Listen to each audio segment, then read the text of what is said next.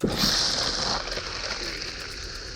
opened a new event center and headquarters this past winter, and like many new landscapes, be they corporate or at home, we're dealing with very compacted soil. So this summer, watering is quite a challenge.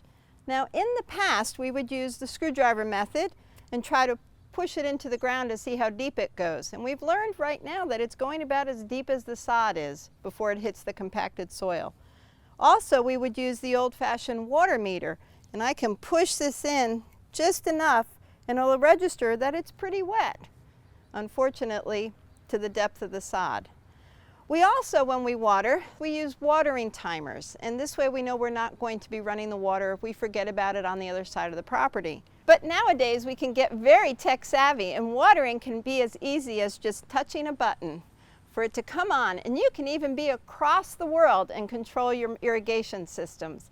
These systems are terrific, and they can be programmed into your existing automatic irrigation system, or if you water manually like we do here at Maymont, can manage hoses, even multiple hoses at one time. These systems monitor the weather. Some of them even monitor the soil moisture. Some of the systems will tell you when you need more water or if you don't need to water at all. They're phenomenal to be able to be on your property when you can't be. And so I encourage you to step out of your comfort zone and give them a try. We all need to be more water wise because we all need to conserve this very precious resource of ours, water.